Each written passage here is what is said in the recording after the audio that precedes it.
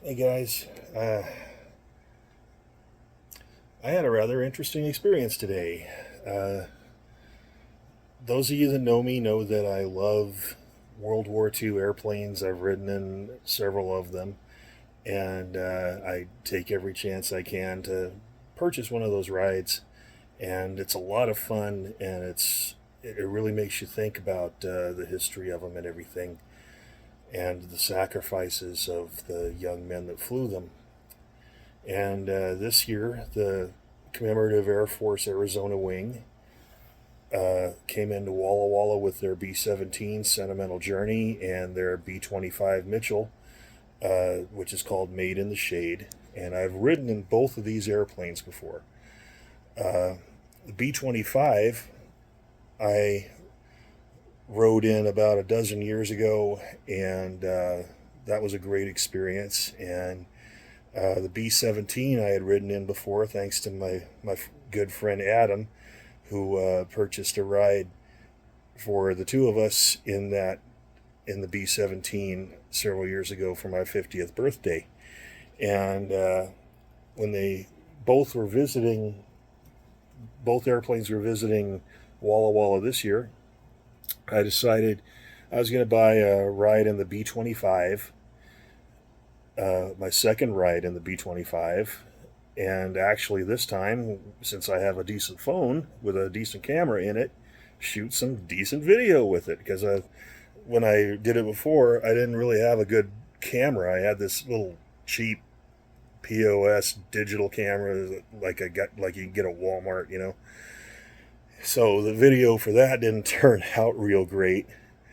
And then I purchased the ride online, and I went up there today because it was supposed to be 9:15 this morning, and they were prepping the B-25 for a test flight because it turns out that they had had some problems with the brakes on a previous flight yesterday, and that's a standard problem for B-25s if you know anything about World War II aircraft. Their brakes are not real great. And the brakes on a B-25 are especially not real great because they don't have modern brakes like disc brakes or drum brakes or anything like you'd find on a car. They have these old school mechanical expander brakes. And B-25, it's a 15-ton airplane. And the brakes on them are kind of notoriously grabby and they wear out pretty quick. And well, it turned out that this morning when they were doing the test flight, they had found that despite their efforts overnight to repair the problem persisted. And they told us, well, we're going to take a little break and see if we can fix it today. And you were scheduled for a 9:15 flight. Go ahead and go home, get something to eat, watch some TV or whatever, and come back about 2 o'clock. So I said, okay. And I went home and I, warmed up a couple of slices of pizza and sat back and, watched the Formula One race from Monza that it was recorded. And I played with Safi a little bit. I get a call and they said, well, we can't fix the brake problem of the B-25. But what we're going to do, if you'd like to, is we're going to switch you all over to ride in the equivalent positions on the B-17, the big four-engine bomber. And I was like, well, cool, okay. I've ridden in the B-17 before with Adam in the radio operator compartment in the aft fuselage. And they said, well, you were booked for the front seats in the B-25, the cockpit and the bombardier position and everything. We're going to put you in the bombardier position in the B-17 because that's what you paid for. And so I was like, well, that's awesome. I'd never ridden in that position in the B-17 before. And usually when you go through a B-17 on the ground, that section way up in the nose is off limits to tours and whatnot. It's only accessible if you buy a ride in the B-17. and I was about to find out why. So I get up there, and they give us a safety briefing, and it's nothing I haven't heard before because I've ridden in these types of aircraft before. And we go out to the airplane, which has been sitting now in the sun for a good half hour, an hour or so, having been giving rides all day today, because B-17s are nothing if not reliable for the type of airplane they are. And I climbed up the ladder into the nose, and you have to crawl up to the front of it, and there's room for 2 people in there, theoretically. And I got in there and realized, holy shit, these things are not designed for people my size by any means. Not just my height, but my weight as well, my volume that I take up. And I went up to sit in the bombardier seat, which is about the size of a toddler's training toilet, a little tiny little seat, way up in the nose, in the plexiglass bowl at the very front of it. And I got up there. I'm already winded just from climbing up there and crawling up into the very front of the airplane. And I struggle into the seat, and it's a very closed in space. It's very, very hot, and there's no real ventilation in there that I knew of at the time. And I got my seatbelt on, and I'm crouched down, because even sitting down, this is a very cramped space for somebody my size. I'm 6'1". I'm 280 pounds. And I suddenly realized I can't be in here. I couldn't do it. It was too small. I was curled up too much. The space is too small, and it was too hot. And with the seatbelt on and that little tiny seat closed in there, way up in the nose, the tapered nose of the airplane, with that little plexiglass bubble about maybe 12 inches in front of me, bomb sight sitting right here, controller for the chin turret sitting here right next to it, like a giant PlayStation controller, frankly, and boxes for the machine gun ammunition on either side. I couldn't do it. I could not occupy that space any longer. And I said, guys, I can't do it. I'm coming out. And they were really understanding about it, because the CAF has been giving rides to people in warbirds for 70 years.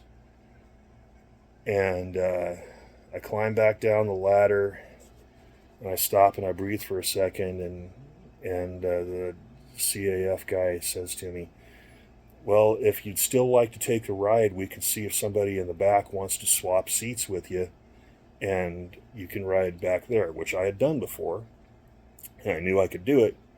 So I said, after catching my breath, I was like, yeah, let's go ahead and do that. So this young fellow named Blaze, who I had been talking to about airplanes before going out to the flight, he was the one that jumped up and said, hell yeah, I'll ride up in the nose of the airplane.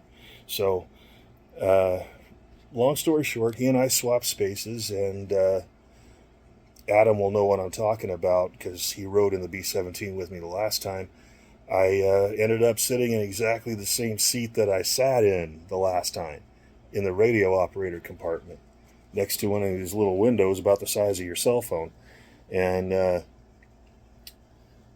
I took the flight sitting in that position. Didn't bother me one bit, but being up there in the nose, God, that's never happened to me before. And last year, I was crammed into the back of a P-40 where no human being was ever meant to be, and that didn't bother me. I think because it was well ventilated and visibility was good, and not the visibility was bad up in the bombardier position. It's not, but it wasn't as close in as the bombardier position in the 17 was.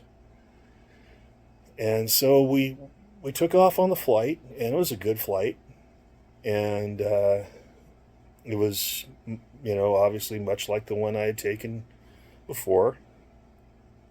And we flew out, I think, over just short of the Columbia River, and wheeled around over Touchy and Loudon out there in that area.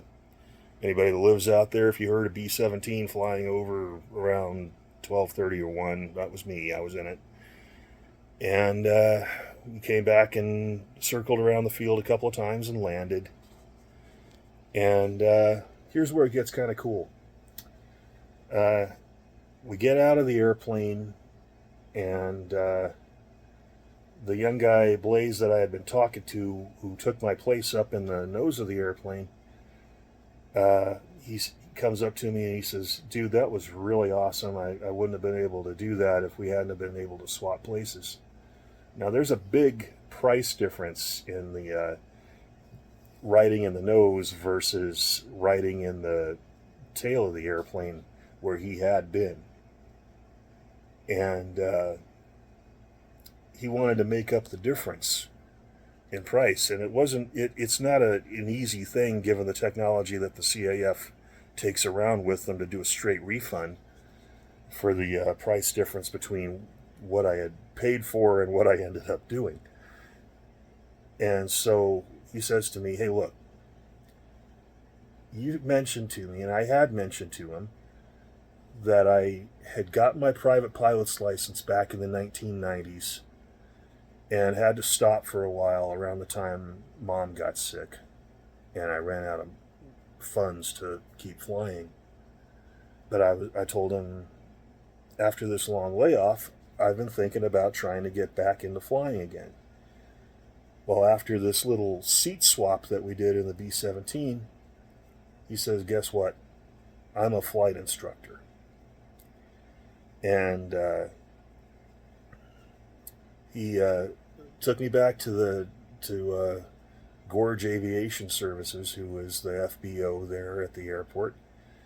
And I take that back. I don't think he's a flight instructor. I think he's working on becoming a flight instructor. But he works with those guys there at Gorge Aviation all the time. And he says, "Here's what we're going to do. If you want to do so, to make up the difference between the cost of the flight in the back of the 17 and the cost of the flight up in the nose," he said he right there in front of me bought me 2 hours of dual instruction time in a Cessna 172 to make up the difference. So long story short, and this has been a long story, I apologize, I didn't take the flight that I had planned on taking in a Warbird, but I ended up taking a flight in a Warbird, not the flight that I had paid for in the Warbird, but I came out of it with 2 free hours of flight instruction time coming my way. These things tend to work out in ways you don't even think of. Now, that's pretty darn awesome, if you ask me. Given what I just said about what it was like up in the nose of the B-17, I don't want that to put anybody off of ever buying a ticket to take that flight in the B-17, because just because a 6'1", 275-pound guy was massively uncomfortable up in that place doesn't mean that somebody that's more normal sized would have that reaction. It's just, it was designed for healthy, young, 20-year-old kids to sit in that seat, and not great big giant pizza-fed early 21st century guys like me. The CAF is an excellent organization that has a very important mission of preserving history and flying and operating these warbirds that would otherwise be sitting in a museum pickled and dead somewhere. With the CAF, you get to ride in them and experience them and see them and hear them and touch them. And, you know, the experience of riding in these World War II warbirds can be a real sensory overload, and I highly recommend it. It's just that if I'm ever going to take that front seat up in the B-17 again, I should probably lose about 80 pounds. So, but in the end, strangely enough, it all worked out. So that's how I spent my Sunday. And I hope you all are having a good time. And I'll be seeing everybody out and about. Talk to you later.